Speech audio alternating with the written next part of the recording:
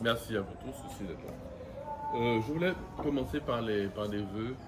Euh, notre rencontre de ce matin se fait avec sous fond de contestation sociale un peu normale, on va dire, la contestation sur les retraites. On entend à l'instant Macron si tu savais. Euh, mais il y a des contestations en Martinique qui sont un peu plus particulières, dans le bon sens, dans le mauvais sens, je n'en sais rien.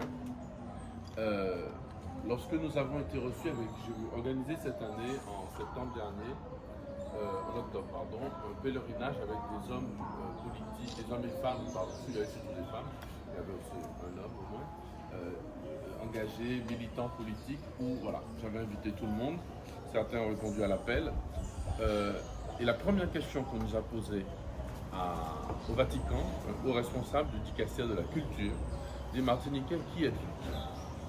Quelle est votre identité? Parce que votre histoire est née en quelque sorte dans un viol collectif. C'est la première question.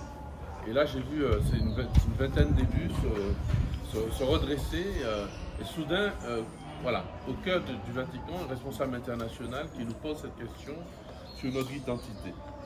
Et voilà que cette année, pour ses vœux, le pape reprend ce texte de l'Exode, de la Bible. Donc, il faut que tu puisses raconter à ton fils et au fils de ton fils.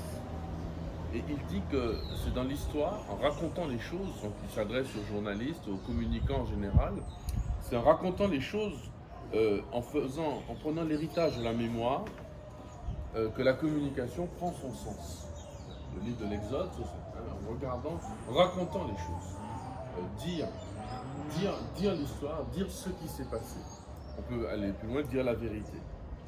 Je cite une phrase: à travers la mémoire, les histoires, les espoirs, les rêves et les expériences se transmettent d'une génération à l'autre. Et on a un problème de transmission réelle en Martinique. Ce qu'on a transmis, bon, mauvais, est-ce qu'on a transmis tout ce qu'on devait transmettre? Est-ce qu'on a transmis ce qu'on devait transmettre d'une génération à la génération d'il y a 50 ans et la génération d'aujourd'hui?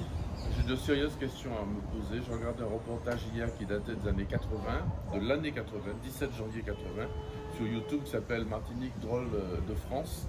Et c'est vrai qu'on reçoit une véritable claque. Et c'est un beau reportage de journaliste suisse d'ailleurs. Une véritable claque par rapport à ce que notre Martinique est devenue et les questions qui se posaient à ce moment-là, en 80, donc il y a 40 ans. Eh bien aujourd'hui, on voit qu'on n'y a pas bien répondu. En tout cas, voilà. Donc le travail des hommes et des femmes de communication est un vrai travail au service du bien commun. La force de l'histoire, encore dit le pape, s'exprime dans la capacité à générer un changement. Une histoire exemplaire est une force de transformation. Et on voit qu'aujourd'hui, on a la capacité, certains groupes réinventent l'histoire. Je ne sais pas si c'est leur droit ou pas, je ne suis pas là pour juger. Ce que je sais, c'est que les médias de Martinique et les journalistes que j'ai rencontrés cette année encore et depuis 5 ans, maintenant sont des personnes dont je respecte énormément l'honnêteté. J'ai trouvé que j'avais en face de moi des personnes qui voulaient vraiment faire le bien pour la Martinique à 100% de ceux que j'ai rencontrés. Je me trompe peut-être suis-je naïf, en tout cas c'est le sentiment que j'ai eu. Et je crois qu'un homme politique, une femme politique, un communicant quel qu'il soit son domaine, mais aussi finalement, surtout le public, peut être en confiance par rapport à ce que les médias racontent. Je n'ai pas l'impression qu'ils soient manipulés ici. Ils font de leur mieux pour raconter cette histoire. Mais on a un devoir, vous et moi, un devoir pour le bien commun, hein, pour raconter le bien commun. Je crois que Noisette n'est pas contente de... Voilà. Donc je remercie aussi au cours de ces vœux pour vous les communicants de l'accueil personnel que j'ai reçu dans de nombreux médias. On m'a sollicité, voilà, nous avons eu à travailler ensemble. J'espère que de notre côté, du côté de l'Église, de mes équipes, de moi-même, nous avons su répondre aussi aux attentes. Je ne peux pas finir sans penser très fortement à France Antilles. Je suis très préoccupé par la situation du journal. Je sais le lien, comme tous les Martiniquais, qu'est France Antilles. Je sais aussi les difficultés de la presse écrite partout dans le monde. Mais on ne peut pas pour nous, dans une île, voilà, on ne peut pas voir partir un tel outil de communication et donc de communion sans s'interroger.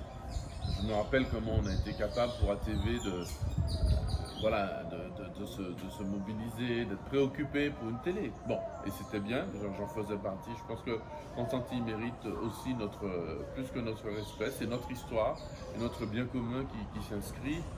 Et je pense évidemment d'abord aux salariés, aux hommes, aux femmes, au travail qui est fait. Donc je sais qu'il y aura certainement des transformations, mais cela me préoccupe.